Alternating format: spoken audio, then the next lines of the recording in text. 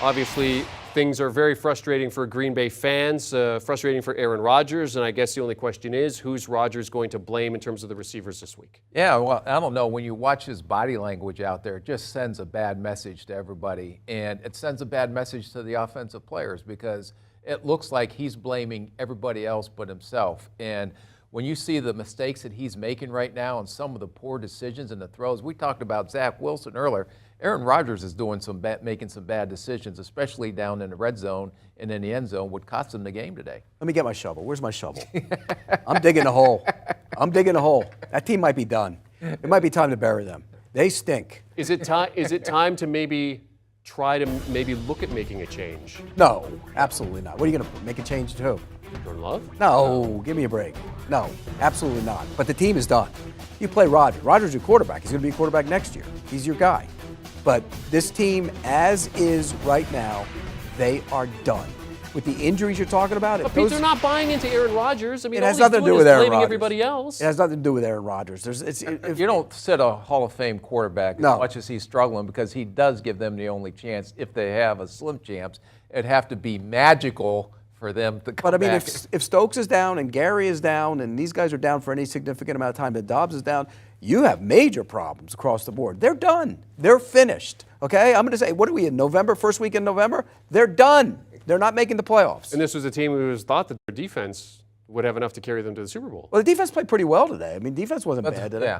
Yeah, they did play pretty good. You got to get something from your offense. We were talking over there when we were watching the game, when he got the ball back, in that scenario where the ball's fumbled out of bounds, normally you'd sit there and say, okay, well, Rodgers has new life. He's going to go score a touchdown. Right. They don't have that in him anymore. When I saw them, they had minute 8 left on the clock, and it was in Aaron Rodgers' hands to go win the game. You were scared to death when you were an opponent. Now, I don't know if you're scared to death as you were before. I picked them to win the Super Bowl. I mean, get to the Super Bowl, Buffalo would win it. I don't like that pick. When? Before the season. No, Pack, no. Oh, here we go. And a little NFC North, I know all the theme songs. Yeah, you know all the theme songs. He beat him so many times when he was up there before.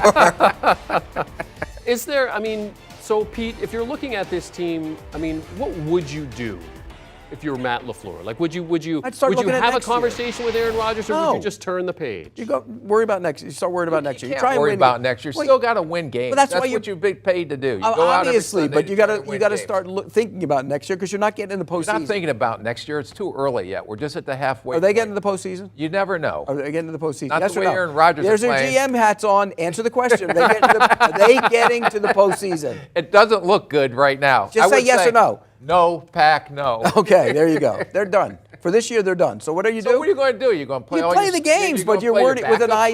No, it's not the preseason. You get paid to go out there and compete every week and try to win games. And they'll win their share. Which is why Rodgers will stay on the field, and Rodgers should stay on the field. But, look, team is about next year right now. They're done this year. I just remember when Brett Favre's dad passed away, remember? Back in the early noughties, 2003 I think it was, and they had that game on Monday night against the Raiders, and Favre came and played, and his receivers did not drop a ball for the majority of that game. Like, they came out and just played for him.